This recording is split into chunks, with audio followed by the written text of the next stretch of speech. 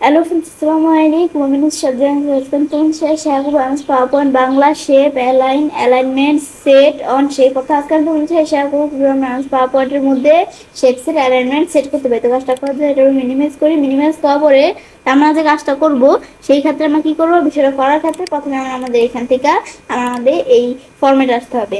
এখন আমার এখান থেকে সুন্দর সুন্দর কয়েকটা শেপস রাখা আছে, এগুলো দিয়ে বিষয়টা আমি তোমাদের দেখাবো।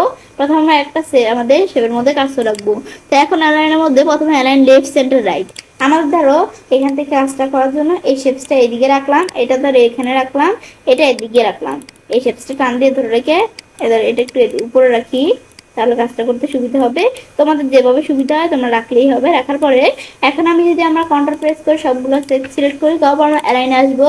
আসার পর আমাদের দেওয়া আছে কি অ্যালাইন লেফট। এখন কিন্তু শেপগুলো বাম দিকেও সমান না, ডান দিকেও সমান না। আমি যদি অ্যালাইন লেফট দেই, সে আমাদের শেপগুলো কিন্তু আমাদের কোন দিকে, ডান দিকে, আমাদের বাম দিকে সমান। অ্যালাইন সেন্টার দিলে মাঝখানে। যদি আমরা অ্যালাইন রাইট দেই, আমার ধরো এখন শেপগুলো বর্তমানে যেভাবে দেওয়া থাকা অবস্থায় এভাবে শেপগুলো সিলেক্ট করা। এখানে আসার পর আমি এখন যদি অ্যালাইন রাইট দেই, শেপগুলার ডান দিকে সমান। দেখো এই যে এদিকে আসে ডান দিক দেখাইতেছে। ব্যাস এটা আমি দেখলাম। পরে দেওয়া আছে কি অ্যালাইন টপ মিডিয়াল বটম। এই বিষয়টা দেখার জন্য আবার কি করতে হবে, এই শেপগুলো যে এখানে একটা রাখলাম, এদিকে একটা রাখলাম, এখানে একটা রাখলাম।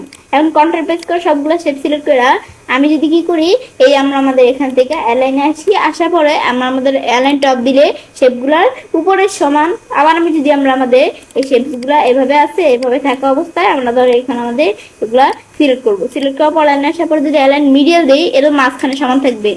আবার আমি যদি এই যে এখানে অ্যালাইন আসার পর অ্যালাইন বটন দিই, তো এই শেপগুলো নিচ দিকে সমান থাকবে। এটা হচ্ছে মূলত এই বিষয়টা। এটা আমি দেখলাম আমাদের এই যে বটম লেফট। ব্যাস দেখার পরে আমরা দেওয়া আছে কি ডিস্ট্রিবিউট হরিজন্টালি ভার্টিক্যালি। ধরো আমরা কন্ট্রোল প্রেস করে সবগুলো শেপ সিলেক্ট করলাম। এখন আমাদের কিন্তু এই শেপগুলো এই দুটো শেপের মাঝখানে একটু বেশি, এই দুটো শেপের মাঝখানে একটু কম। বা আমি ধরো তোমাদের কাজটা বোঝানোর জন্য একটু সহজ করার জন্য আমি ধরো এভাবে রাখলাম।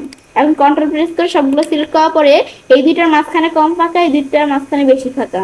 এখন এই লাইনে আসার পর আমি দিই ডিস্ট্রিবিউট হরিজন্টালি দিই, দেখো দুইটার মাঝখানে, দুইটা শেপের মাঝখানে কিন্তু আমাদের সেম ফাঁকা, মানে কোনটার কম বেশি নেই, আমাদের সেম স্পেস। আর ডিস্ট্রিবিউট ভার্টিক্যালি দেখার জন্য, এখন ডিস্ট্রিবিউট ভার্টিক্যালি দেখার জন্য সেম আমরা ধরো এই যে এই শেপসটা উপরে রাখলাম, এটা ধরো আমরা এই সাইডে রাখলাম, এটা ধরো আর একটু নিচে রাখলাম।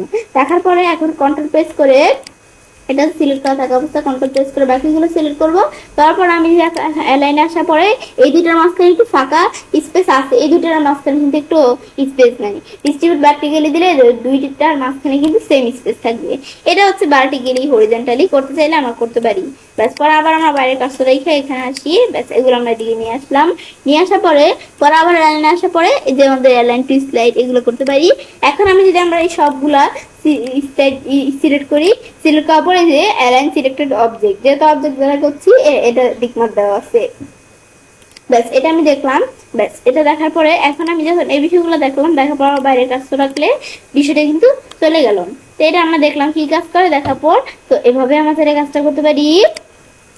এবার আমরা খুব সহজে আমরা আমাদের এমএস পাওয়ার পয়েন্টের মধ্যে শেপসের অ্যালাইনমেন্ট সেট করতে পারি। ফ্রেন্ডস, আজকে এই ভিডিও তোমাদের ভালো লাগে তাহলে আমার চ্যানেলটি সাবস্ক্রাইব, লাইক, কমেন্ট সবার সাথে শেয়ার করবে।